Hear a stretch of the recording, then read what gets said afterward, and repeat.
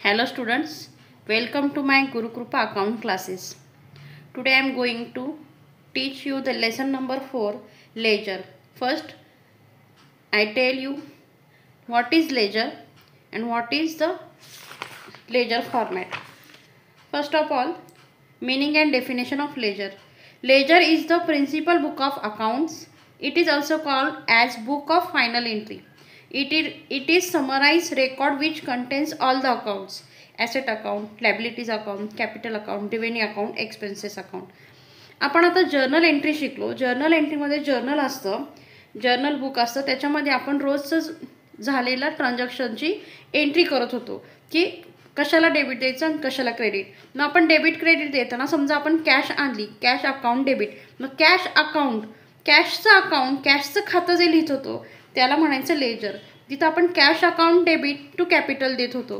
मग cash account जे म्हणतो ना आपण त्यालाच लेजर म्हणतात की ते खातं, त्याचं वैयक्तिक खातं, कॅशचं वैयक्तिक खातं.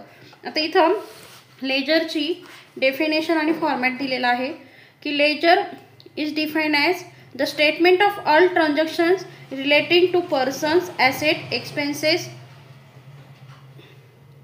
or incomes which have take place during a given period time shown their net effect. म्हणजे समजा आता आपल्याला इथं फॉर्मॅट सांगते तुम्हाला. आता इथं बघा, हे आपल्याला जर्नल एंट्रीचं ट्रान्झॅक्शन दिलं. इथं उदाहरण सांगते म्हणजे चांगलं समजेल. आता जर्नल एंट्रीचं ट्रान्झॅक्शन दिलंय की कमेन्स बिझनेस विथ कॅश ₹15,000. 15,000 कॅशचा बॅलन्स आहे इथं 15,000 आणि कमेन्स बिझनेस विथ 10,000 कॅश आणली आहे राज कॅपिटलनी, राजनी कॅपिटल आणले कॅश 10,000. मग आपण ह्याची एंट्री कशी करतो. आता इथं आपल्याला कॅश अकाउंट डेबिट 10,000, तो कॅश घेऊन आलाय 10,000 आणि कॅपिटल आहे हे राजचं, राजनी आणलंय म्हणून टू राज कॅपिटल अकाउंट. मग ही जे आपण एंट्री करत होतो तर ही एंट्री केल्यानंतर त्याची पुढची स्टेप असते लेजर. लेजर म्हणजे काय, तर आता कॅश अकाउंट डेबिट दिलंय तर कॅशच्या अकाउंटला आपल्याला आपण रोजचे व्यवहार, आता समजा आज 15 तारीख आहे, मग मी आज 15 तारखेला काय काय केलं.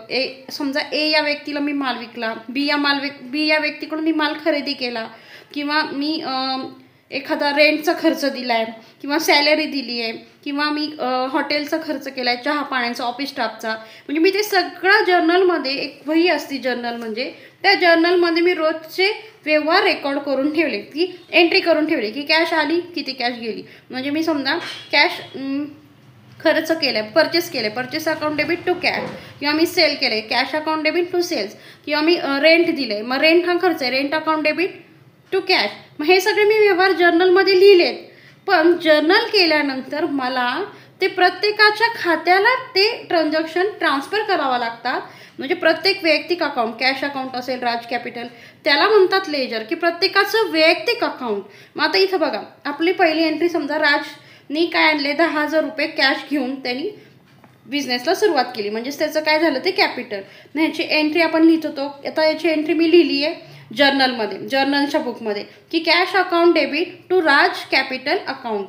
आता इथं cash account debit 10,000 to Raj capital account 10,000. तर मी आता ह्याचं लेजर बनवणार आहे. लेजर म्हणजे काय मित्रांनो, की कॅश अकाउंट त्याचं वैयक्तिक खातं. मग लेजरमध्ये मी कॅश अकाउंट खोलणार, त्याच्यामध्ये डेट, पर्टिक्युलर जे. आता इथं 2 अमाऊंट असतात, इथं डेबिट ह्या साईडला असतं आणि क्रेडिट ह्या साईडला असतं. आपण एंट्री लिहितो तसं नसतो, एक चौकोन आखला जातो, त्याला कॉलम असतात डेट, पर्टिक्युलर, JF. आपण मगाशी तिथं जर्नलमध्ये LF लिहित होतो, म्हणजे लेजर फोलिओ, खाते क्रमांक. आता इथं आपण JF लिहिणार आहोत, म्हणजे जर्नल फोलिओ, की जर्नलमध्ये जी एंट्री केली आहे त्या एंट्रीचा number, जर्नलचा number.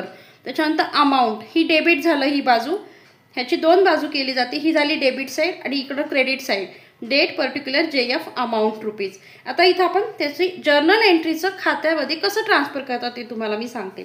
Cash account debit, आता मी जर्नल एंट्री केली आहे cash account debit to Raj capital account. तर ह्याचं मी लेजरला ट्रान्सफर करताना सगळ्यात आधी मी जाणार, कॅश डेबिट कशाला दिले, कॅश अकाउंट. मग कॅश अकाउंटच्या मी खात्यामध्ये जाणार, कॅश अकाउंटच्या अकाउंटमध्ये जाणार आणि कॅश अकाउंटच्या डेबिट साईडला ह्याचं नाव लिहिणार, खालच्याचं नाव लिहिणार, टू राज कॅपिटल अकाउंट 10,000 रुपये. आता कॅश माझ्या अकाउंटला माझ्याकडे 15,000 कॅश मागच्या वर्षीची होती. मग ती बॅलन्स आहे ना मागच्या वर्षी, म्हणून टू बॅलन्स ब्रॉट डाऊन. तो बॅलन्स डेबिटला माझ्याकडे आहे म्हणून debit. To balance brought down, तो मागच्या वर्षीचा बॅलन्स मी इथं टू बॅलन्स ब्रॉट डाऊन 15,000 लिहिला. आणि आत्ताची जी एंट्री होती वरची जर्नलची ती मी काय केली, कॅश अकाउंटच्या खात्यामध्ये गेले आणि डेबिटला खालचं नाव लिहिलं टू राज कॅपिटल अकाउंट. डेबिटला टू लिहितात आणि क्रेडिटला बाय हा शब्द लिहितात. आता हे झालं हा पहिला इफेक्ट मी करून टाकला. आता मला जायचं आहे खालच्या अकाउंटला. आता राज कॅपिटल अकाउंटचा इफेक्ट करायचा राहिला आहे. मग मी राज कॅपिटल अकाउंटमध्ये जाणार, पण मी राज कॅपिटल अकाउंट कुठं लिहिलं आहे, क्रेडिटला. मग क्रेडिट साईडला वर्षाचं नाव टाकणार बाय कॅश.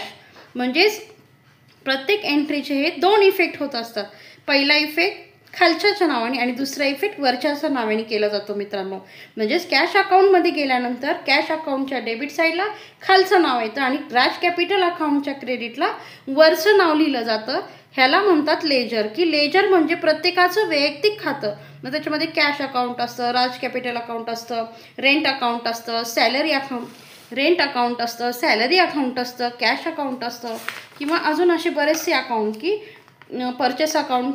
इथं परचेस अकाउंट असतं, इनपुट CGST. इनपुट म्हणजे आपण बँक अकाउंट असतं. म्हणजे आपण जेवढे एंट्री करू जर्नलमध्ये प्रत्येकाचे जे अकाउंट लिहिले ना, cash account debit to bank किंवा sales account debit cash account debit to sale, म्हणजे प्रत्येकाचं वैयक्तिक खातं लेजरमध्ये ओपन केलं जातं. आज मी तुम्हाला मित्रांनो आता अजून एक इथं प्रॉब्लेम तुम्हाला छोटासा मी समजून सांगते, म्हणजे तुम्हाला चांगलं अजून समजेल. आता इथं बघा, आता इथं आपल्याला छोटासे एंट्री दिल्यात 4. Sold goods to Raghav 6,000, received cash from. आता ह्याच्या आपण सोल्ड गुड्स, मग सोल्ड गुड्सची जर्नल एंट्री इथं केली. राघव अकाउंट डेबिट, सेल केल्यानंतर आपल्याला मिळतं. रिसिव्हर कोण आहे तर Raghav account debit to sales, इथं आपण उधारीवर विकलं आहे. Being sold goods to Raghav. मग आता हे 2 अकाउंटमध्ये लेजर बनवताना राघवचं एक अकाउंट बनवलं जातं. हे बघा इथं राघवचं अकाउंट बनवलं जातं आहे आणि दुसरं आहे कॅशचं एक अकाउंट बनवलं जातं. आणि ते राघवच्या अकाउंटला आपण ही एंट्री ट्रान्सफर करणार आहोत. ट्रान्सफर करताना राघव अकाउंटच्या डेबिटला जायचं आणि खालचं नाव टाकणार आहोत आपण इथं टू सेल्स. हे बघा टू सेल्स 6,000.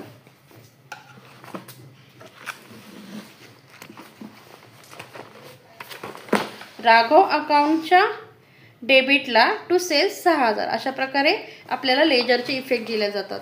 मित्रांनो, आज मी तुम्हाला लेजर म्हणजे काय सांगितलं, त्याचा व्यवस्थित प्रॉब्लेम आपण पुढच्या लेक्चरला मी तुम्हाला व्यवस्थित एक जर्नल एंट्री, दिलेल्या ट्रान्झॅक्शनच्या जर्नल एंट्री आणि त्याचं लेजर कसं ट्रान्सफर करायचं, अकाउंटला कसं ट्रान्सफर करायचं ते मी व्यवस्थित शिकवणार आहे. 11वीचे विद्यार्थी असतील तर हा व्हिडिओ त्यांच्यापर्यंत जास्तीत जास्त शेअर करा आणि चॅनलला सबस्क्राईब करा. तसंच आपण 12वीचे सुद्धा काही रिव्हिजन, आता बोर्डाची परीक्षा जवळ येणार आहे तर 12वीचे सुद्धा काही रिव्हिजन व्हिडिओ मी टाकणार आहे. तर 12वीच्या पण विद्यार्थ्यांपर्यंत जास्तीत जास्त हा व्हिडिओ शेअर करा, चॅनलला सबस्क्राईब करा. थँक्यू.